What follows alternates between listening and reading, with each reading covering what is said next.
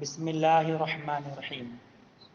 نور الانوار صفحہ 21 آخری سطر۔ والتاویل بالاطہار فی آیت التربص، اور اطہار سے تعویل کرنا آیت تربص میں، یعنی اللہ تبارک و تعالی نے جو عدت بیان فرمائی ہے، عدت میں تفصیل یہ ہے طلاق کی کہ اگر حاملہ ہے تو عدت وضع حمل، سن ایاس کو پہنچ گئی ہے کہ انقطاع دم ہو جائے تو 3 مہینے حیض، 3 مہینے عدت، اور اگر نابالغہ ہے کہ حیض کی عمر کو نہ پہنچی تو اس کے لیے بھی 3 مہینے ہے، اور اولاد الاحیاض جن کو حیض آتا ہے اور حامل نہیں ہے ان کے لیے عدت ہے قرآن کریم میں والمطلقات یتربصن بانفسہن ثلاثۃ قروء، کہ طلاق والیاں اپنے کو روکے رکھیں 3 قروء۔ قروء کا معنی لغت عرب میں حیض بھی ہے اور طہر بھی، دونوں کے درمیان مشترک ہے۔ جب مشترک ہے تو پھر ایسی صورت میں مراد پر واقفیت کے لیے تعویل ضروری ہے۔ تو اب احناف کی جانب سے کہا جاتا، شوافی نے تعویل کی قروء کی اطہار سے، کہ قروء سے مراد طہر ہے، کیوں؟ دلیل آگے۔ اب احناف کی جانب سے یہ کہا جاتا کہ آیت تربص میں قروء کی تعویل اطہار سے کرنا یہ باطل ہے۔ اس جملے کا والتاویل بالاطہار فی آیت التربص، اس کا عطف ہے ماتن کے قول شرط الولاء پر۔ جب شرط الولاء پر عطف ہے تو یہ بطلہ کا فاعل یہ بھی بن گیا عطف کے تقدیر پر۔ تو گویا کہ ہو کہ باطل ہے تعویل کرنا اطہار سے آیت تربص میں۔ یہ اس پر چوتھی تفریع ہے، یعنی جب خاص بین بے نفس ہی ہے، احتمال بیان کا نہیں رکھتا، فبطل تعویل القروء بالاطہار، تو قروء کی تعویل اطہار سے باطل ہے۔ اس جگہ مؤشر نے کچھ اشارہ دیا ہے۔ پہلے بتایا کہ پہلی والی 3 تفریعیں اس بات کی ہیں کہ خاص بین بے نفس ہی ہیں تو احتمال بیان نہیں رکھتا، اور اس کے بعد کی جو 4 تفریعات ہیں وہ اس بات پر ہیں کہ خاص مخصوص کو شامل ہوتا ہے قطعاً۔ تو اس اعتبار سے یہ چوتھی تفریع ہے، تو وہ متفرع ہے اس پر کہ خاص مخصوص کو شامل ہوتا ہے قطعاً اس پر۔ تو یہ ہونا چاہیے۔ خیر، بطل تعویل القروء بالاطہار، قروء کی تعویل اطہار سے کرنا باطل ہے اللہ تعالی کے قول والمطلقات یتربصن بانفسہن ثلاثۃ قروء، اور اللہ تعالیٰ طلاق والیاں اپنے کو، محمد رضا آہستہ بول،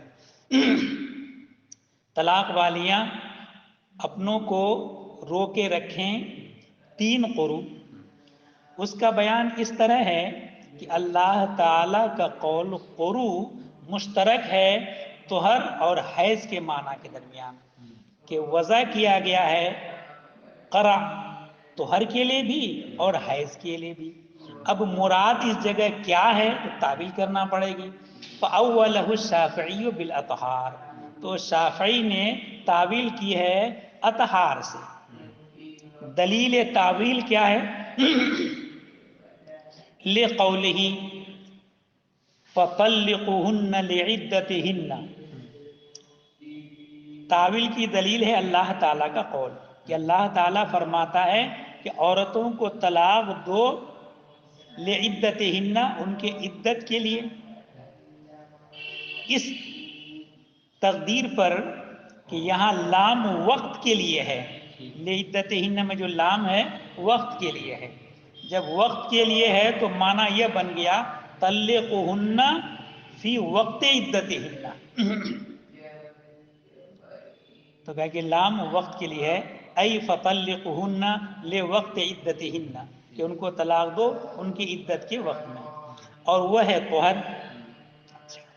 ایک ٹکڑا ادھر رکھیے. اب دوسرا یہ ہے کہ الطلاق لم یشرع الا فی الطہر بالاجماع، اور طلاق مشروع نہیں ہے مگر طہر ہی میں.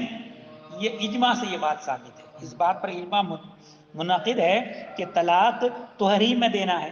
جب ان دونوں مقدمات کو ملاتے ہیں تو نتیجہ نکلتا ہے کہ یہ جو قروء ہے، قروء سے مراد طہر ہے.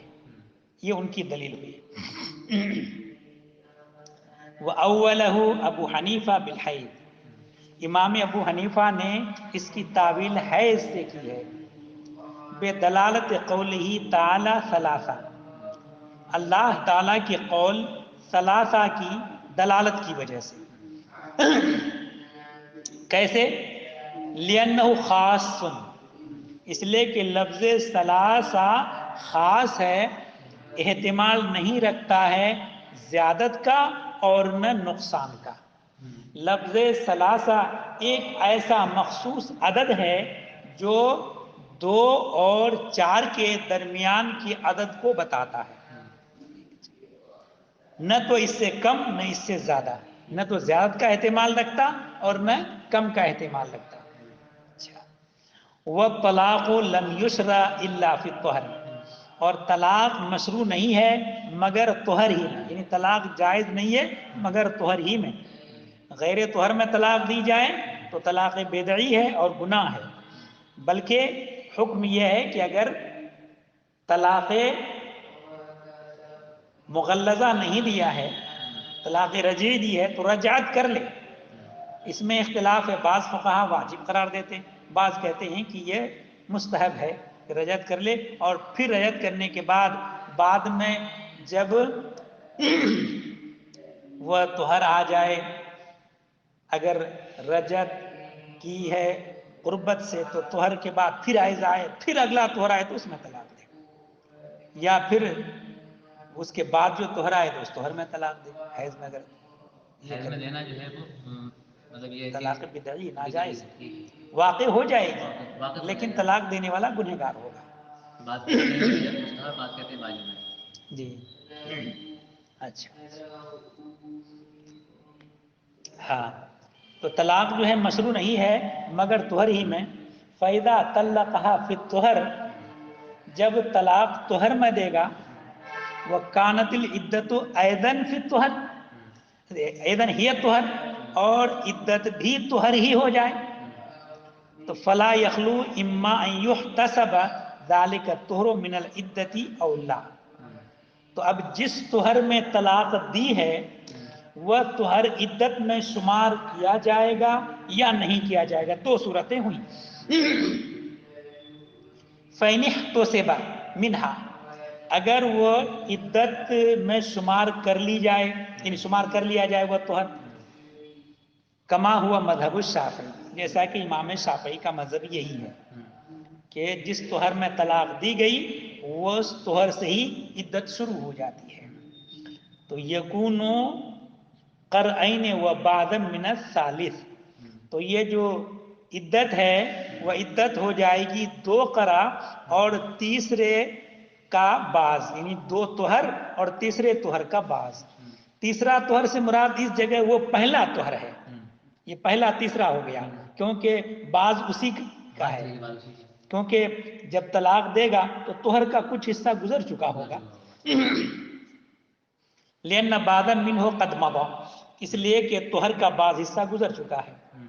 وَإِن لَمْ يُحْتَسَبْ مِنْهَا، اور یہ کسی کا مذہب نہیں ہے، یہ صرف احاطہ کے لیے اس کو ذکر کر دیا گیا ہے کہ اگر وہ شمار نہ کیا جائے عدت سے وہ طہر، وہ یوخذ ثلاث اخر ما سوا هذا القرء، اور لیا جائے اس طہر کے علاوہ 3 اور اطہار، یکون ثلاثا و بعدن، تو ہو جائے گی عدت 3 اور بعض، 3 کامل اور بعض یعنی چوتھے کا بعض، وعلا کل تقدیر، دونوں تقدیروں پر، چاہے 2 اور تیسرے کا بعض ہو یا 3 کامل اور چوتھے کا بعض ہو، دونوں صورتوں میں خاص جو کہ ثلاثہ ہے اس کا موجب بھی یہاں باطل ہو رہا ہے۔ ایک صورت میں 3 سے کم ہو رہا اور ایک صورت میں 3 سے زیادہ ہو رہا ہے۔ وہ اما اذا کانت العدت ہی الحیض، لیکن اس صورت میں جب کہ عدت حیض ہو اور طلاق واقع ہوگی طہر میں، لم یلزم شیء من المحظورین، ان دونوں محظوروں میں سے کوئی بھی محظور لازم نہیں آئے گا، 3 سے کم ہونا یا 3 سے زیادہ ہونا، بل تعد ثلاث حیض بعد مضی الطہر الذی وقع فیہ الطلاق، بلکہ شمار کیے جائیں گے 3 حیض جو اس طہر کے بعد ہے جس طہر میں طلاق واقع ہوئی، جس طہر میں طلاق واقع ہوئی، جیسے حیض لگے گا پہلے تو وہیں سے شمار ہوگی، ہاں وہی سے شمار، پھر طہر، پھر حیض، پھر طہر، پھر حیض۔ ہاں۔ وقد قیل، اور اس میں یہ کہا گیا ہے کہ امام شافعی پر یہ الزام ممکن ہے کہ مستنبط ہو جائے لفظ قروء سے، ان کے قول ثلاثہ، اللہ تعالیٰ کے قول ثلاثہ کا ملاحظہ کیے بغیر ہی۔ کیوں؟ استدلال یہ ہے لأنہ جمع، کیونکہ قروء ہے جمع، اور جمع کی اقل مقدار ہے 3، کم سے کم 3 افراد پر، 3 پر صادق آتا ہے جمع۔ تو کہا کہ یہ کہنا، یہ الزام شافعی پر لفظ ثلاثہ کو ملاحظہ کیے بغیر قروء سے ہی قائم ہو جائے گا یہ الزام، تو کہا کہ یہ بات فاسد ہے۔ کیوں؟ اس لیے جمع کے لیے جائز ہے کہ ذکر کیا جائے اور مراد لیا جائے 3 سے کم، بلکہ تعبیر بہتر یہ رہتی کہ ذکر کیا جائے مراد لے جائے 2 سے زائد، ہے نا، 2 سے زائد۔ کما فی قولہ تعالی، جیسا کہ اللہ تعالیٰ کے اس قول میں، الحج اشہر معلومات، حج کے چند متعین مہینے ہیں، تو یہاں اشہر کا لفظ آیا، اور حج کے جو مہینے ہیں یکم شوال سے لے کر 10 ذی الحجہ تک ہے، تو 2 مہینے کامل اور تیسرے مہینے کا بعض، ٹھیک ہے۔ اچھا، تو معلوم ہوا کہ 3 سے کم پر بھی جمع کا اطلاق کر دیا گیا ہے، برخلاف اسماء عدد کے، کہ اسماء عدد جو ہیں یہ بالکل حجت ہیں اس بات پر کہ وہ کم پر اس کا اطلاق ہے ہی نہیں، اور زائد پر بھی نہیں ہے، کم پر بھی نہیں ہے۔ فَإِنَّهَا نَصٌّ فِي مَدْلُولَاتِهَا، اسماء عدد ہیں اپنے مدلولات پر یہ نص ہے۔ وَأَمَّا قَوْلُهُ تَعَالَى فَطَلِّقُوهُنَّ، اب وہ جو اس آیت سے شوافی کی جانب سے استدلال کیا گیا، اس استدلال کا جواب دے رہے ہیں کہ اللہ تعالیٰ کا قول فَطَلِّقُوهُنَّ لِعِدَّتِهِنَّ، فَمَعْنَاهُ لِأَجَلِ عِدَّتِهِنَّ، لام یہ جو ہے برائے تعلیل ہے۔ اچھا، اس سے انہوں نے استدلال کیا ہاں کہ عدت میں طلاق ہو، جی، اور یہ اجماع سے ثابت ہے کہ طلاق صرف طہر میں ہی ہوتی ہے، پتہ چلا کہ جس میں طلاق ہو جا رہی ہے وہی عدت ہے۔ ہاں ٹھیک، تو اس کا معنی ہے لِأَجَلِ عِدَّتِهِنَّ۔ اب اس آیت کا مفہوم کیا ہو جائے گا طلقهن حيث يمكن احصاء عدتهن، ان کو طلاق دو اس طریقے سے کہ عدت شمار کرنا ممکن ہو جائے، آسان ہو جائے۔ کیسے؟ وذالک بان یکون فی طہر لا وطی فیہ، کہ طلاق دی جائے ایسے طہر میں جس میں وطی نہیں ہے۔ جس طرح سے حیض میں طلاق دینا بدعی ہے، ناجائز ہے، ایسے اس طہر میں بھی طلاق دینا بدعی ہے جس میں قربت واقع ہو چکی ہے۔ کیونکہ اس میں یہ ہے کہ رحم ہاں، حمل ٹھہرنے کا احتمال ہے، فراغ رحم کا پتہ نہیں چلے گا۔ لأنه يعلم حينئذ انها غیر حامل، یہ معلوم ہو جائے گا کہ وہ حامل نہیں ہے، تو وہ عدت شمار کرے گی 3 حیض سے بلا شبہ۔ ولا طلقهن في طهر وطئ فيه، کہ طلاق مت دو ایسے طہر میں جس میں وطی واقع ہو چکی ہے۔ لأنه لم يعلم حينئذ انها حامل، اس لیے کہ اس وقت معلوم نہ ہوگا کہ وہ حامل ہے تو وضع حمل سے عدت پوری کرے، یا غیر حامل ہے کہ وہ حیض سے عدت پوری کرے۔ تو یہ مطلب اس پر جو ہے مشکل ہو جائے گی۔ ہاں، شروع میں پتہ نہیں چل پائے گا۔ اچھا، اگر جو ہے کسی نے وطی نہیں کری اس حیض طہر میں وطی نہیں کری، تو اب جو ہے پچھلا جو حیض گزرا وہ گزرنے کے بعد اگر حمل نہیں ٹھہرا ہے تو اب جو ہے اب آگے ٹھہرنے کا بھی نہیں ہے۔ نہیں، تو اس میں ایسا ہے کہ جب استقرار ہوتا ہے تو دم بند ہو جاتا ہے، دم ہی بند ہو جاتا ہے۔ ہاں، دم منقطع ہو جاتا ہے۔ اچھا، ہاں، تو یوں معلوم پڑ جاتا ہے۔ ہاں، اس لیے ظاہر ہو جاتا ہے۔ وَكَذَا لَا تُطَلِّقُوا فِي الْحَيْضِ، اور ایسے ہی اس آیت کا مطلب یہ ہوا کہ حیض میں طلاق مت دو، لِأَنَّ هَذَا الْحَيْضَ لَمْ يُعْتَبَرْ عِندَنَا، یہ حیض ہمارے یہاں معتبر ہوگا ہی نہیں، اور نہ ہی وہ طہر معتبر ہوگا جو اس حیض سے متصل ہے۔ فَيَنبَغِي أَن يُحْتَسَبَ فِيهِ 3 حیض أُخَرَ، تو لازم ہوگا کہ شمار کیا جائے اس کے بعد جو حیض آئے گا 3 حیض، تو ای صورت میں فَتَطُولُ الْعِدَّةُ عَلَيْهَا بِلَا تَقْرِيبٍ، تو اس کے اوپر عدت طویل ہو جائے گی بغیر کسی فائدے کے، کوئی فائدہ مند کوئی چیز نہیں، اور عدت بلا وجہ، بلا تقریب، بلا وجہ عدت طویل ہو جائے گی۔ ثم لكل واحد منها ومن الشافعي في هذا المقام قرائن، پھر ہمارے لیے اور شوافع کے لیے، ہمارے اور شوافع میں سے ہر ایک کے لیے اس مقام میں کچھ قرائن ہیں، جو نفس آیت سے مستنبت ہیں۔ اچھا، بے وجوہ متعدد، چند طریقوں سے۔ قد ذکرتها فی التفسیرات الاحمدیہ بالبسط والتفصیل، ہم نے ان قرائن کو تفسیرات احمدیہ میں ذکر کر دیا ہے شرح و بسط کے ساتھ، تفصیل کے ساتھ۔ فَطَالِعْهَا إِن شِئْتَ، اگر تم چاہتے ہو تو وہاں سے مطالعہ کر لو۔ ثم ان المصنف ذکر ہا ہونا من تفریعات الخاص علی مذہبہ 7 تفریعات، پھر اس جگہ مصنف نے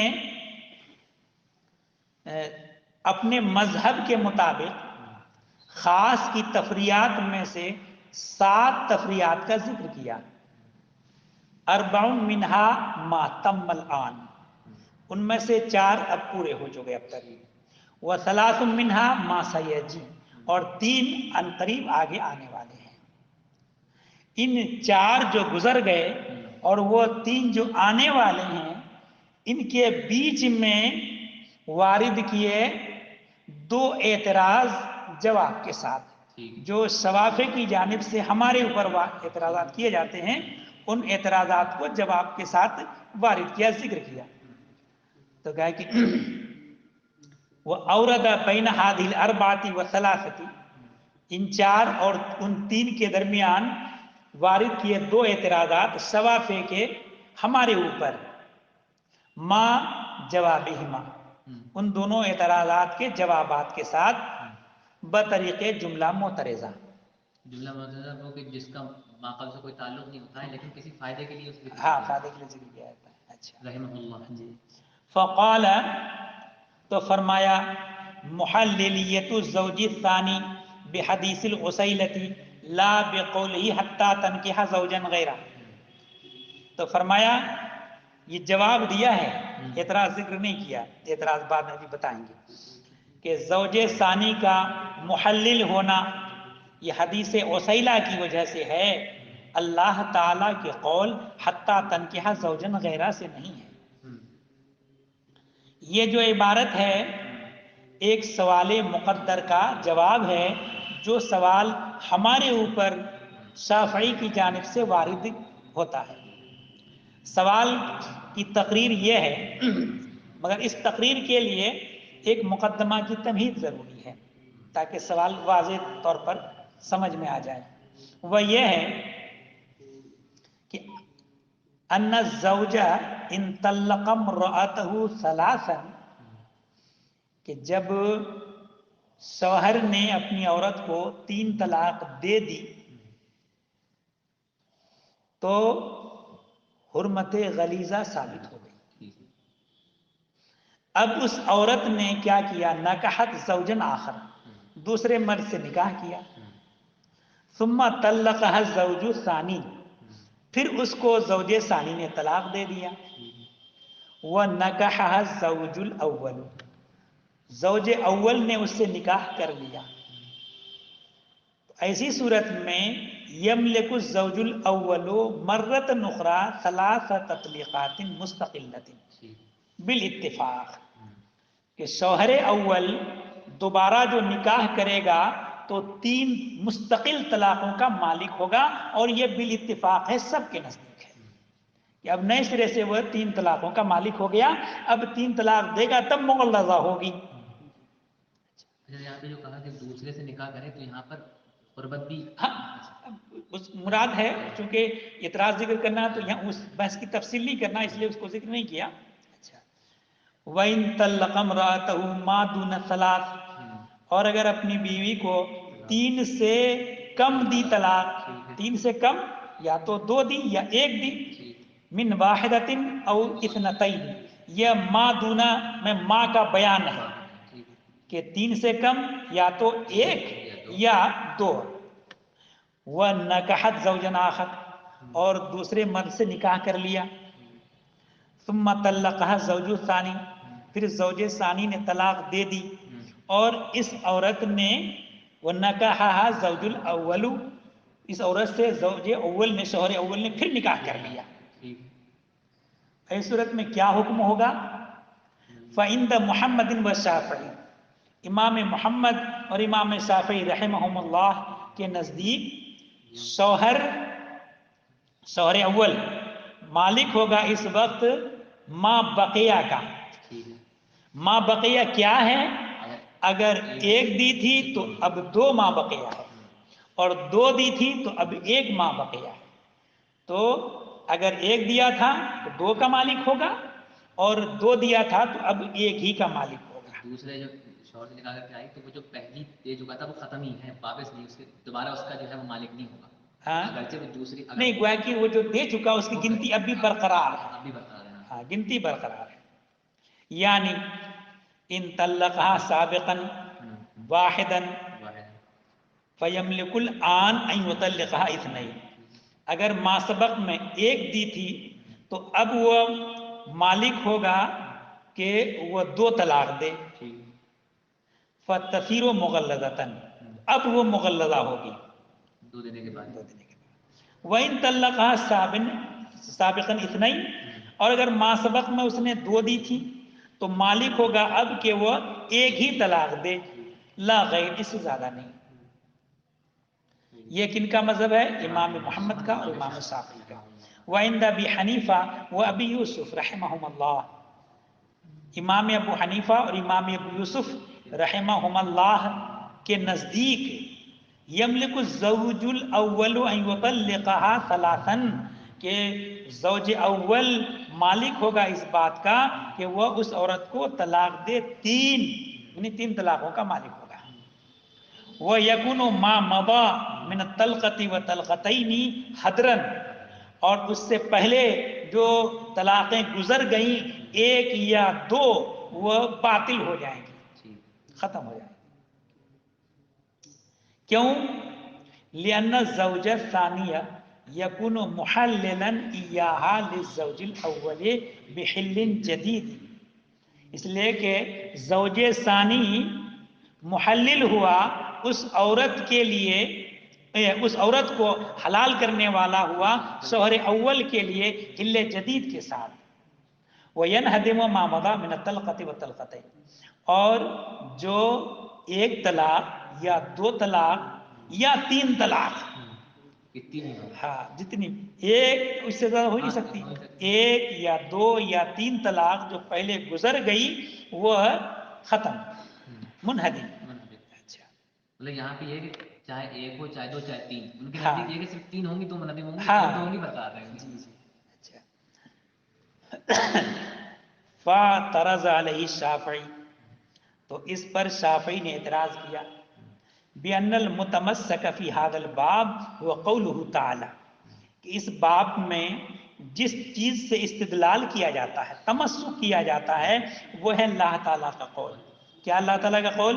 فَإِن طَلَّقَهَا فَلَا تَحِلُّ لَهُ مِن بَعْدُ حَتَّى تَنكِحَ زَوْجًا غَيْرَهُ، کہ اگر اب طلاق دی تو عورت اس کے لیے حلال نہیں ہوگی یہاں تک کہ وہ دوسرے مرد سے نکاح کر لے۔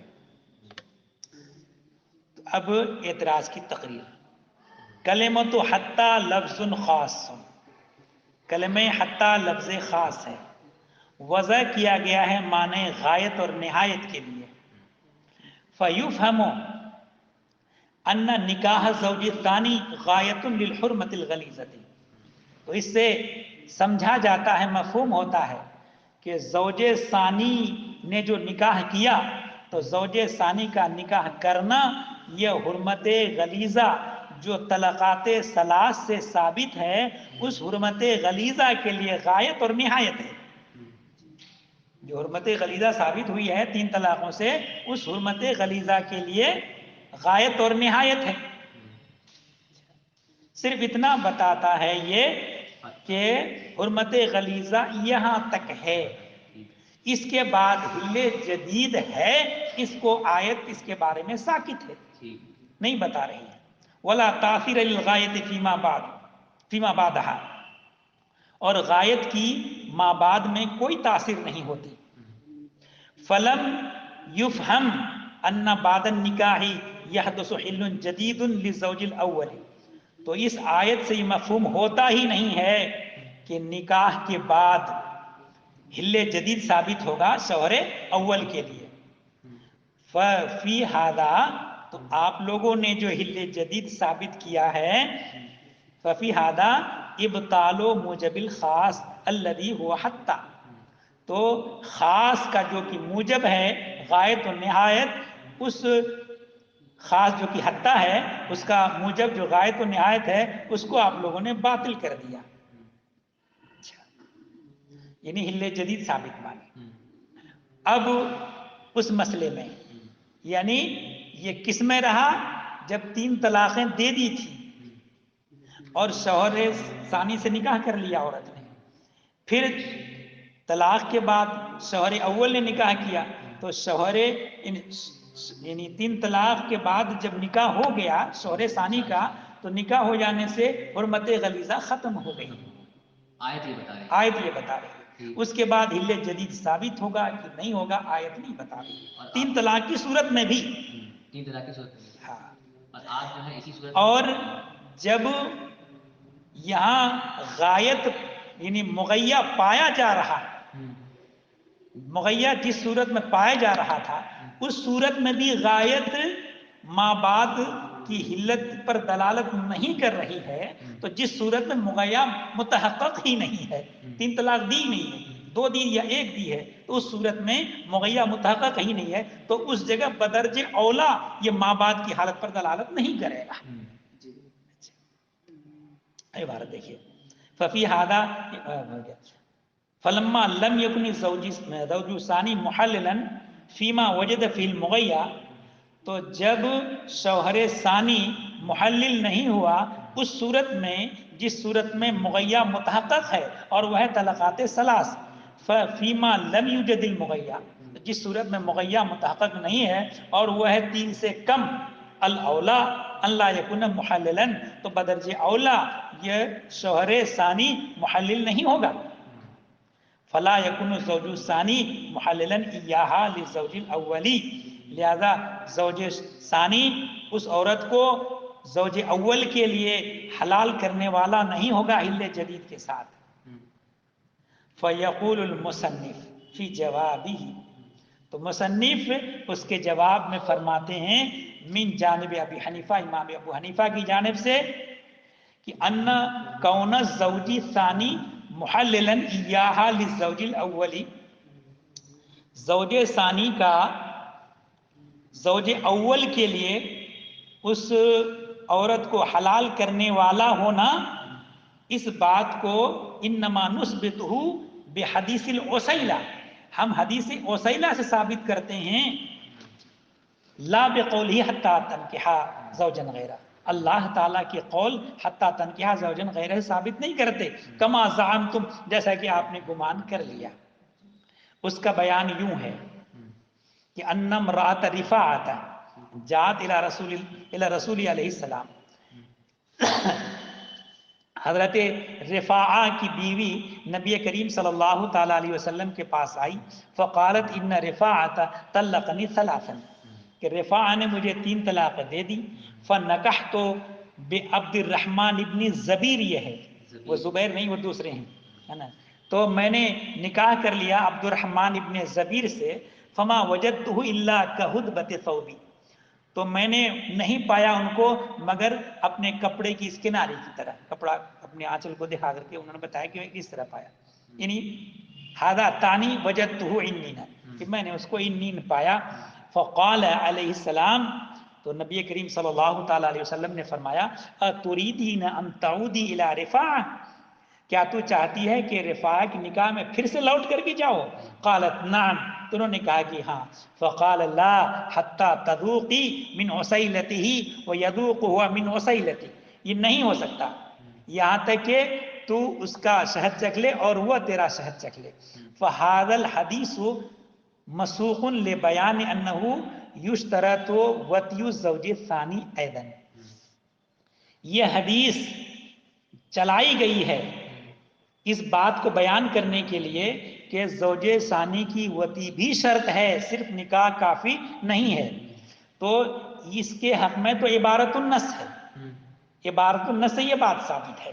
اچھا، ولا یکفی مجرد النکاح، محض نکاح کافی نہیں ہے. کما یفہم من ظاہر الآیت، جیسا کہ ظاہر آیت سے مستفاد ہوتا ہے. یعنی فرماتے غلیظہ کی انتہا جب ہوگی جبکہ نکاح کے ساتھ وطی بھی. ہاں جی جی، یہ اس کو بتانے کے لیے حدیث کو لایا گیا. ٹھیک. وہذا حدیث مشہور قبلہ الشافعی ایضا، یہ حدیث مشہور ہے، امام شافعی نے بھی اس کو قبول کیا ہے.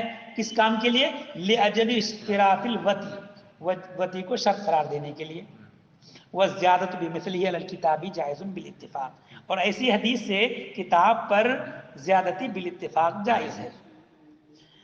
وہذا الحدیث کما انہ یدل علی اشتراط الوطی بعبارت النص، تو یہ حدیث جس طریقے سے عبارت النص سے دلالت کرتی ہے اس بات پر کہ وطی شرط ہے، ایسے ہی دلالت کرتی ہے زوج ثانی کے محلل ہونے پر اشارت النص سے، اشارت النص.